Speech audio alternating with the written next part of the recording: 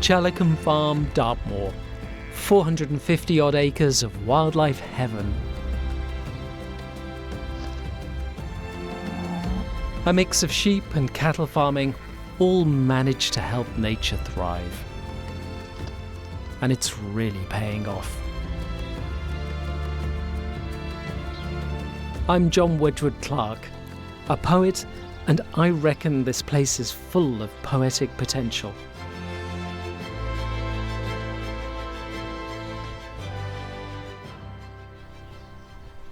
The first thing that strikes you is the number of trees around the farmhouse, perfect for nesting birds, and there's an abundance here.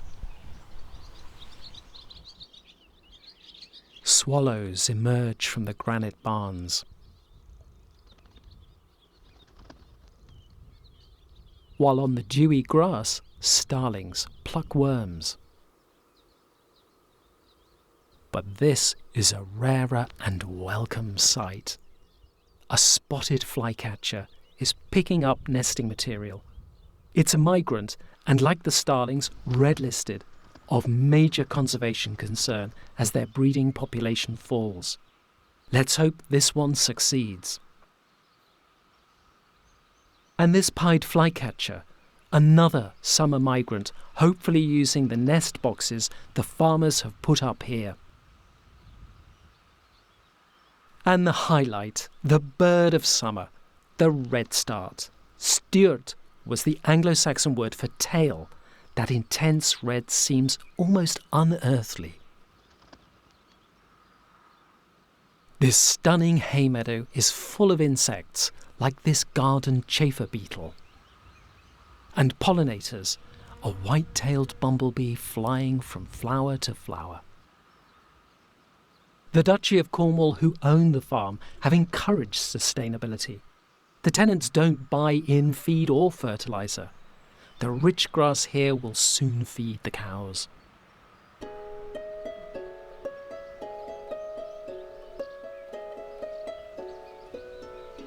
Bring me low, so I might know I'm here, among the many heights of colour, fluorescing in a language I can't read, only hear the bee and beetle drawn through air. A song may find its breath, pulled by gravities beyond itself into the living silence. Its pink and yellow rooms of sun in structured flow, beauty in its field of many differences.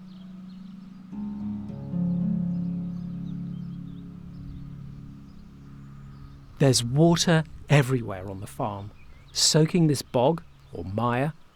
Tricky walking for humans, but great for wildlife. A bumblebee is taking pollen from a flag iris. This silver wymoth will have flown all the way up from France or Spain. Looking tatty, it needs all the nectar it can get, but a bee elbows it off. This beautiful insect, a common blue butterfly, is, as its name suggests, not that rare. With just a mobile phone, I'm hoping to capture a much rarer local. Not easy, as they flit around a lot. Finally, this is it. A marsh fritillary, a Dartmoor speciality, but sadly perhaps facing local extinction as its colonies are getting smaller. Recent wet winters haven't helped them.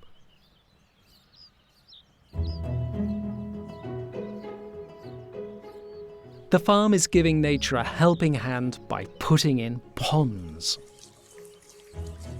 It's working. A reed bunting emerges from behind the reeds. It's feeding itself on the abundant insect life in the pond. There's also food for the young in its beak, a freshly emerged damselfly. It's not a good place for this common darter, fresh out of its larval case, to hang around. It's hardening its wings in the sun, making them rigid before flight. It's very vulnerable, having just had its maiden flight. Those eyes are vital, they can see 360 degrees around, perfect for spotting prey and predators.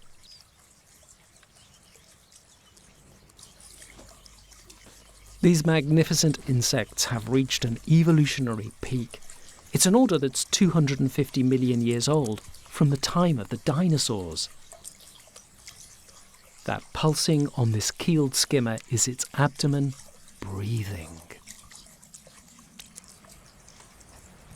Up on the hills, more water on tap. These are unusual acid flushes, from water emerging from the rocks beneath.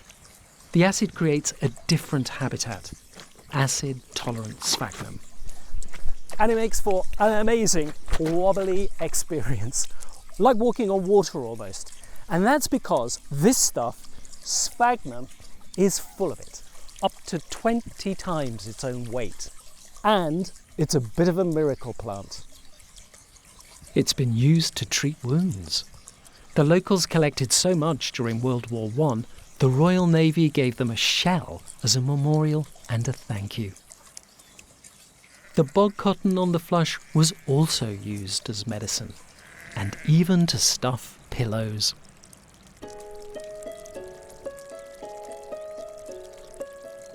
Water's small holding, you plump into folds and pounds, soft droves through which trickles flock into green fleece.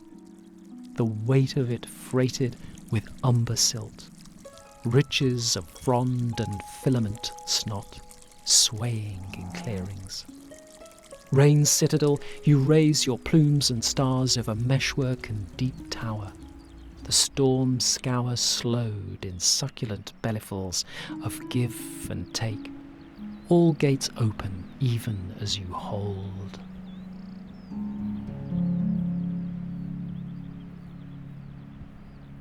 Hard by the flush, a vivid bracken-filled scar caused by past tin mining.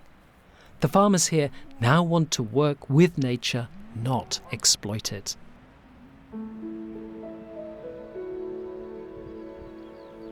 There are now plans to enhance nature on a landscape scale across the wider moor, with farming a key element.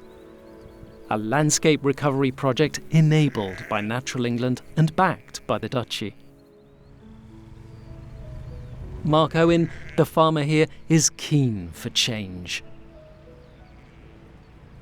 There's lots of issues on Dartmoor at the moment where farmers aren't making money, conservationists aren't happy, and so things need to change. What would you like to see happen here in the future? Basically, it's going to be a lot more nature, a lot more habitats, more diversity across the moor. So a bit of a softer landscape, but still one which is farmed with the animals, the sheep, the ponies, the cattle, helping graze and manage those landscapes for wildlife. The farmers here have achieved great things, showing how nature and farming can work in harmony. What seems a poetic vision can, in the future, become welcome fact.